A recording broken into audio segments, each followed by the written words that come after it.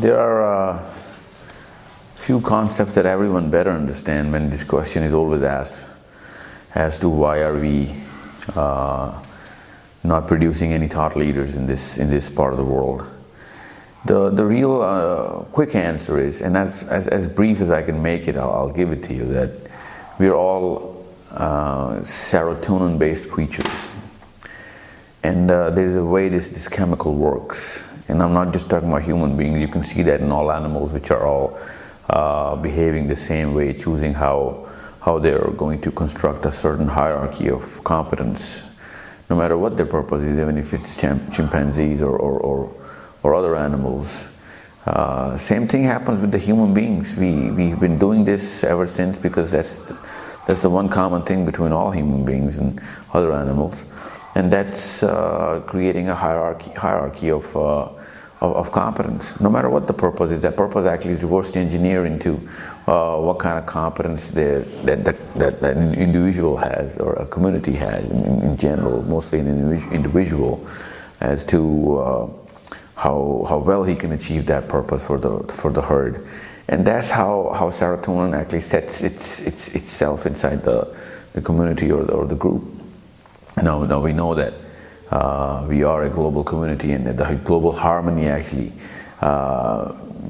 demands this sort of a singular hierarchy of whoever is going to take that top position in terms of intellect. And whatever the mental construct is for wherever this supremacy is shown, everybody gathers up under this specific hierarchical supremacy. For the few hundred years that, in this era, we know that the Western philosophy is actually, it's not philosophy, but the fact that Western civilizations have taken the top spot on the hierarchy of the human, specifically the human intellect in the global landscape. Now, before that, it was someone else. Before the Western civilization, actually the culture that is predominant now, before technology or whenever European scientific supremacy came into being, before that it was the Arabs. Take it back 1,000 years and you can see Persians. 1,000 more years you're going to see the Romans. 1,000 more you're going to see the Greek, and then take it down to Babylon. Whenever there is a supreme power in the planet, everybody actually gathers up under it in terms of the intellectual competence. Now, why do we need to know how the serotonin based human beings behave this way, and what is the effect on the psychology of the whole human race? Whoever is on the top hierarchical node actually sets the tone for blind followership in terms of getting intimidated, subconscious following, emulating, imitating.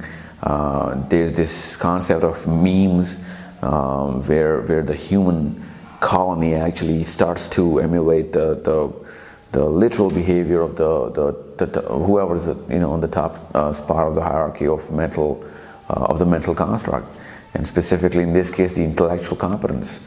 And this is why whenever we see in this part of the world where we have a philosophy, we have a very, very hardline philosophy of what to do and what is the purpose of life, we can't possibly do anything about it, because this is the kind of make we have. First and foremost, our serotonin based serotonergic behavior actually demands a subconscious emulation of the culture that is supreme. And in this case, every Muslim child, or every Pakistani, or whoever there is, even in Africa and Australia, everyone is going to be submitting to the spot that is being taken by whoever. In this case, America. Before that was Europe. So there is going to be a natural confusion in every person, every individual, every child, who is going to get two different philosophies called cognitive dissonance. So a Muslim child is going to get a philosophy when he's going to be growing up, but as soon as he's going to get a little bit of an exposure, which he's going to get because of the education system or now the internet, he's going to actually, his mind is going to first and foremost determine who's actually on top of the hierarchy right now. Now we can tell a lot of stories as to where we were, but it doesn't really matter. Because right now he's growing up and he's got to actually put himself in some sort of a spot inside this whole hierarchical system. And it is not in his hands. He actually has to actually submit to whoever is going to be prevalent in his time. A few hundred years later, I do not know who's going to be, or what culture is going to be topping the chart in this hierarchical structure. But right now, we need to understand if this sort of philosophy, which is American, is not in any way matching the core of the Islamic philosophy, then we will have confused kids, and you'll see atheistic philosophies and Judeo-Christian